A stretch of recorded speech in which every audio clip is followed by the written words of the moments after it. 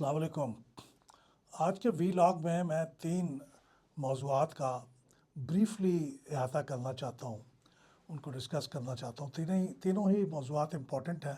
اور یہ تینوں ہی تقریباً کل وقوع پذیر ہوئے ہیں۔ پہلی بات تو یہ ہے کہ پاکستان کی لیجسلیٹو ہسٹری میں پہلی بار ایسا ہوا ہے کہ ایک ایسا آرڈیننس نوٹیفائی ہو گیا ہے جو حقیقتاً صدر مملکت نے اپروو نہیں کیا تھا۔ یہ بڑی عجیب بات ہے، ایسا ہوتا نہیں ہے۔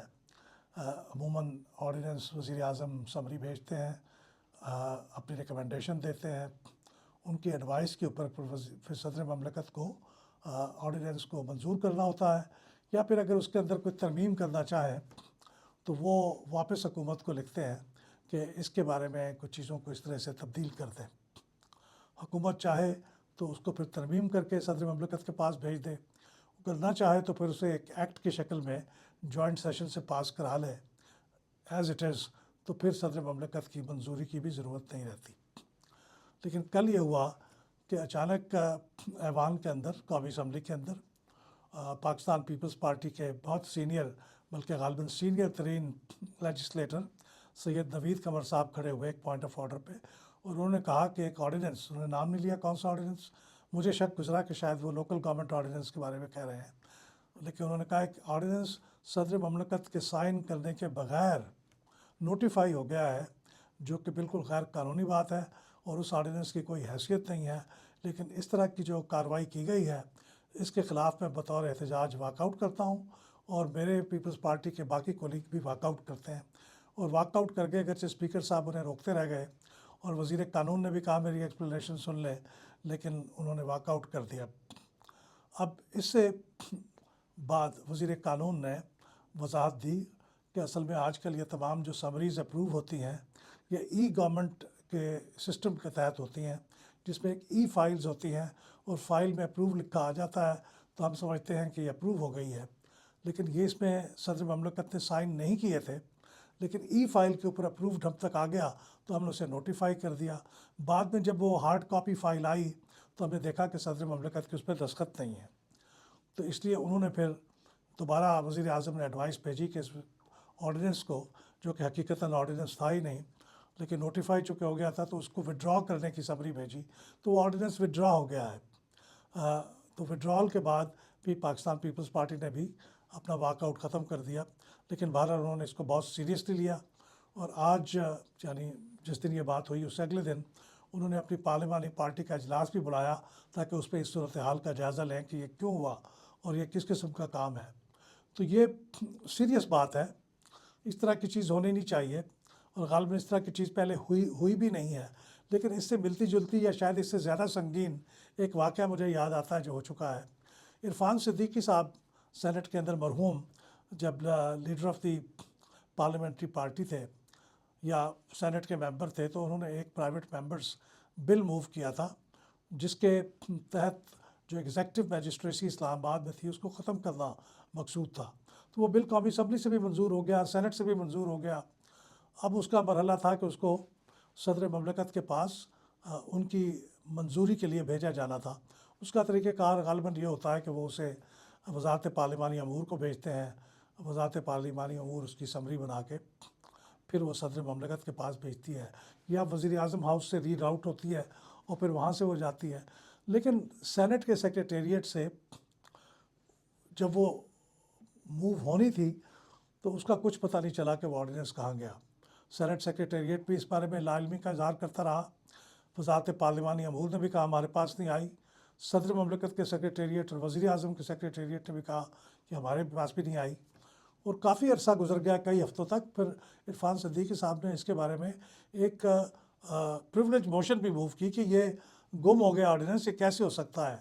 تو مجھے نہیں معلوم کہ پھر اس کا کوئی سراغ ملا یا نہیں، لیکن کئی ہفتوں تک یہ معاملہ چلتا رہا لیکن اس کی کوئی خبر نہیں ملی۔ وہ بھی بڑا سنگین واقعہ تھا، لیکن یہ بھی اسی طرح کا ایک سنگین واقعہ ہے۔ اس میں تو بہرحال پھر بھی ایک ریزن پتہ چل گئی ہے کہ وہ ای فائلز کے اندر غلطی سے اس پہ اپرووڈ آ گیا تھا، تو اس کا مطلب ہے کہ اس کو بھی سسٹم کو سٹریم لائن کرنے کی ضرورت ہے کہ آئندہ ایسی کوئی صورت نہ ہو۔ لیکن اس میں ایک بات یہ ہے کہ پاکستان پیپلز پارٹی جو ایک لحاظ سے بلکہ ایک لحاظ سے کیا واقعتاً وہ پی ایم ایل این کی حکومتی حلیف ہے، हुकूमत में उन्होंने कैबिनेट की सीटें नहीं ली, लेकिन हुकूमत के बहुत से कॉन्स्टिट्यूशनल ओहदे उनके पास हैं इस आपस के एग्रीमेंट की वजह से। तो उसमें ये बड़ी अजीब बात है कि अगर उन्होंने इसकी शिकायत वज़ीर कानून से या किसी से की कि ऐसा ही क्यों हुआ है, वो उन्होंने उसका नोटिस नहीं लिया, फिर तो हक बजानिब है पाकिस्तान पीपल्स पार्टी के इसको ऐवान के अंदर रेज़ करती, पॉइंट ऑफ ऑर्डर रेज़ करती। अगर ऐसा हुआ है तो फिर ये बड़ी अजीब बात है कि वज़ीर कानून ने या हुकूमत ने उसका नोटिस नहीं लिया और नौबत यहाँ तक आ गई कि पाकिस्तान पीपल्स पार्टी को ऐवान में खड़े होकर एक पॉइंट ऑफ ऑर्डर रेज़ करना पड़ा और वॉकआउट करना पड़ा। ये बड़ी अफसोसनाक बात है। अगर उन्होंने वो रेज़ नहीं किया था तो फिर आपस की एक अच्छी हम आहंगी का तकाजा ये था कि वो पहले वज़ीर कानून से इस बात की शिकायत करते, और अगर वज़ीर कानून उस पर नोटिस ना लेते तो फिर इस किस्म की शिकायत पब्लिकली उठाई जाती और वॉकआउट किया जाता। इससे एक तासुर ये गया है कि हुकूमत के हलीफों में फूट पड़ चुकी है, वो एक दूसरे के साथ बातचीत की टर्म्स पे भी नहीं है और एक दूसरे से एग्री नहीं करते। ये एक आम लेजिस्लेशन होती तो भी बात थी कि रस्मन सदर ममलकत को उसकी मंजूरी देनी थी, लेकिन ये ख़बरों में ये बात भी आई है कि इसके ऊपर सदर ममलकत को और उनकी सियासी पार्टी जिनसे उनका ताल्लुक़ है पाकिस्तान पीपल्स पार्टी, उनको इसके ऊपर एतराज़ था कि इस ऑर्डिनेंस में जिसका नाम है special economic zones amendment ordinance 2026, इसके अंदर कुछ सेक्शन ऐसे थे जिनसे सूबाई खुद मुख्तारी के ऊपर ज़रब लग रही थी और सूबों के हकूक़ जो थे सल्ब हो रहे थे। इसलिए बहुत इम्पॉर्टेंट है कि ये सेंसिटिव मामले को ऊपर देख लिया जाता। दोनों को एहतियात करने की ज़रूरत है कि आइंदा जब इस किस्म के मामलात हों तो ज़्यादा एहतियात का मुज़ाहरा किया जाए और शिकायत का पहले अंदरूनी जो सेगमेंट है उसको टेस्ट कर लिया जाए कि आपस में अंदरूनी तौर पे शिकायत का अगर कोई रिज़ल्ट ना निकले तो फिर उसे पब्लिकली एजिटेट किया जाए, वरना एक गलत सा तासुर जाता है हुकूमत के बारे में भी और लेजिस्लेटिव प्रोसेस के बारे में भी। Islamabad capital territory local government amendment ordinance 2026 भी जारी हुआ है और ये एक बार फिर इस बात की तरफ इशारा है कि अब कौमी इस्लामाबाद कैपिटल टेरिटरी के लोकल गवर्नमेंट इलेक्शंस थे, उनको जो कि 15 फरवरी को होने वाले थे, अब वो शायद पोस्टपोन करने पड़े, क्योंकि अभी तो उसके नॉमिनेशन पेपर्स भी मांग लिए गए थे, नॉमिनेशन पेपर जमा भी हो गए थे, उनकी स्क्रूटनी भी हो गई थी। स्क्रूटनी के बाद उनके ऊपर जो फाइनल लिस्ट थी वो एक दिन बाद यानी 14 फरवरी को वो